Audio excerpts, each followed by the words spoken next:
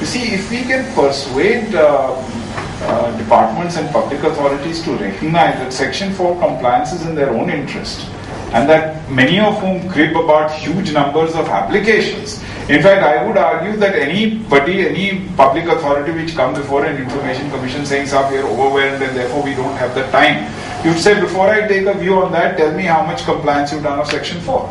Because as compliance of Section 4 goes up, and this is where the point made yesterday, it's not just the 16, but if you start analyzing what is it that people are filing applications about and start putting it out, then you have a justification to come and say that, look, our department is being overwhelmed, etc., etc. Before that, you don't, to my mind, have that justification. Last point here is that Delhi government does this, and I think does it effectively. See, if you file an application, and Mishra Saab raised this question yesterday, that many people will still apply for information which is already there in Section 4. They have a standard reply, which is a photocopied reply, saying that, look, this information is available on such and such website. You can access it. If you still want us to send a copy, please send X amount of rupees as fee, and we will print it out and send it to you. Now, this has 2 or 3 advantages. One is that it encourages people to just access it if they can. Secondly, even if they do send you that money, printing it out from the website is much easier than going around looking for this whole thing. So my point is that there is not been an effort to show to the public authorities that it is in their own interest, which would be the carrot, and there has not been an effort to use compensation, which would be the stick. If we use both these, then civil society would come in only to file complaints where they are required.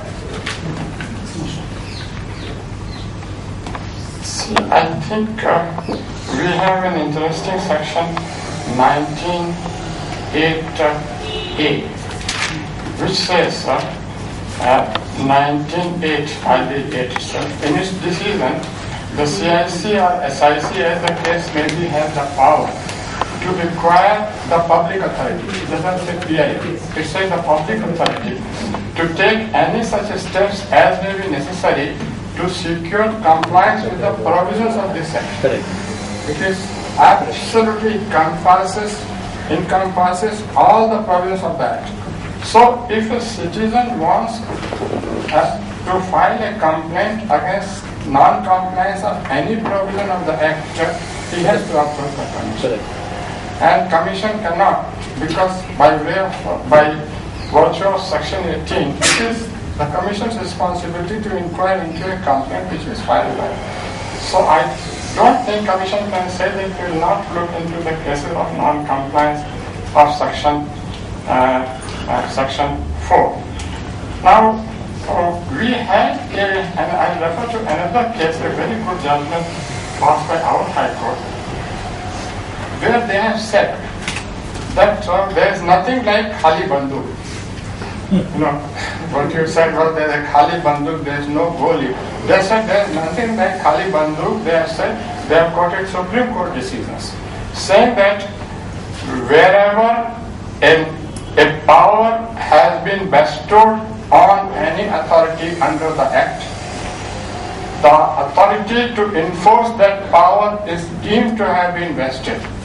And that was one decision. And second decision they said was, the Commission is empowered to deal with its own contempt, and in its contempt impose any of the penalties that have been formulated in the Act. So we were strengthened by this particular decision, and we have imposed several penalties on the public authorities where there was no non-compliance. But then compliance with Section 4.1 A and B, especially, is and especially 4.1b is a very difficult and long process. Why I say is 4.1a is slightly easier because somewhere or the other a list of all the files which are lodged in the record room is available.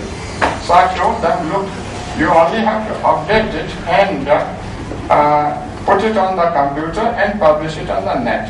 So that we have taken as sufficient compliance with Section 4.1a, because the list of current files which are maintained by the caseworkers keeps on changing. So that have not been put on the net, but we said please make it available if somebody asks for it. But section 41B and the main provisions subsections 3 and 4 are really the provisions on which we have tried to concentrate. The first one deals with the procedure and second one deals with the norms. Why we have concentrated on it is that in all the applications we receive dealing with public grievances, it is only this thing has not been done, I have not got this. And if you ask what is the procedure for even getting a ration card, it has not been documented in most of the cases. And even if it has been documented, the norms, especially as to what is the time duration during which you are supposed to react, is nowhere mentioned. In fact, we sometimes have remarked while sitting in the commission that we are living in a country where a citizen does not have a right to get a response from the government within a stipulated period of time. You can send any number of letters and receive absolutely no response. So, what we have done is, the public authority does not have that time. Now, before I go into this aspect, one reply to one question about who is the public authority. We thought quite a great deal about it and then came up with a very, very simple solution. They said, look, the public authority is supposed to publish a record of all the files held by it. So any government office which maintains its own records is a public authority. If he does not maintain its own records, if his records are deposited in some other office, then that office becomes the public authority. Because otherwise, all the government records will not get published. If, for example, I believe who was the organization, I think BSNL said, only the head office, there is only one public authority, then only the records of BSNL head office will get published. What about the records of all their subordinate offices? Unless they bring all the list of all the records and publish it here. So we followed this definition and it gave us a lot of relief in deciding as to whether a person who says I'm not a public authority, whether he is a public authority or not. Now, coming back to procedure and norms, if you pick up a public authority, and we picked up on BBMP because that is Brihat Bangalore Mahanagar Palika, that is Bangalore City Corporation. Now we were receiving maximum number, still are receiving maximum number of applications relating to Bangalore Mahanagar Palika. So we said, look, why don't you appoint a committee of people who know, because an outsider cannot doc this type of document. To prepare a document, starting with what are all the services that you provide, what are the procedures for those services, and what are the norms for those services. They came out with some document which was published, but that was not found very satisfactory. So we passed an order which we thought they will challenge, but we still passed that order. We said, look, let's do like this. This document is not good enough. Appoint a committee consisting of your knowledgeable officers, not the officers who have no work because they are incapable of doing any work.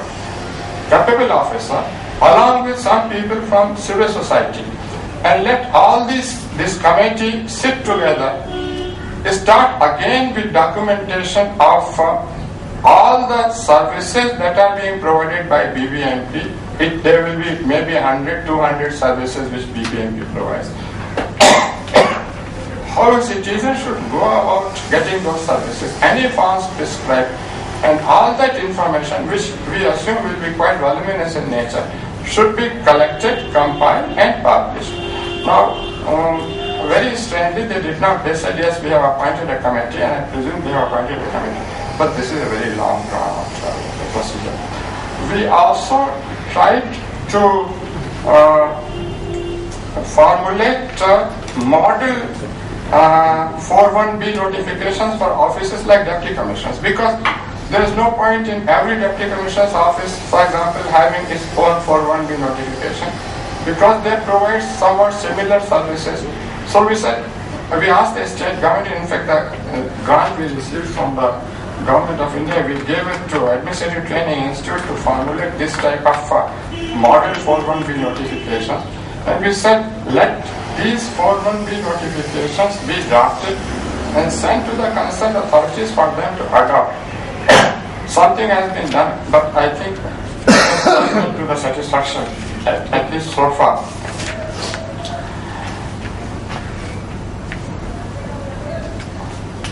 Now, whether, I think I have dealt with it, but for whatever it was, because I said, whether the PUs can be punished, I think I have already replied to this point.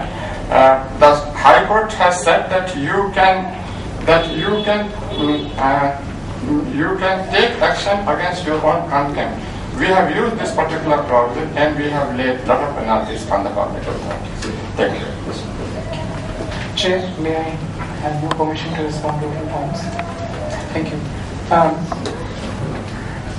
Section 4.1b, he sort of grants a right to get information without asking for it. So this right is not without a remedy. Remedy is there. Mishra ji already pointed out 19.8a.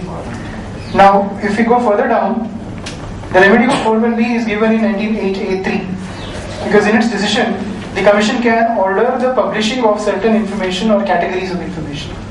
Similarly, the remedy for 4.1a is given in clause number 4, where it says it can order or it can direct the public authority and require them to take steps such as making necessary changes to the practices in relation to maintenance, management, and destruction of records. Remedies are there.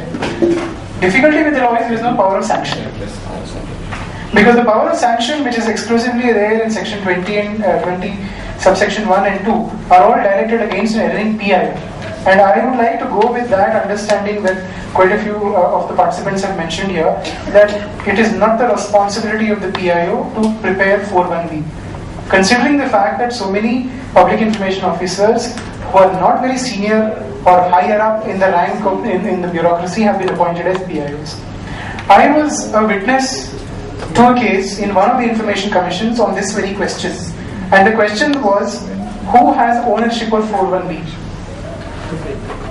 The nodal ministry in that particular appropriate government said, sorry, we cannot monitor 4.1b. What is our source of information? We are not going to be a supra monitoring department over all other departments to find out whether they are doing 4.1b properly or not. And the Commission also said that, sorry, unless somebody approaches us with a complaint, how are we to know that somebody is complying with 4.1b or not? So literally 4.1b has become, unless some officer or some group of officers have taken an interest, it's become nobody's baby. The difficulty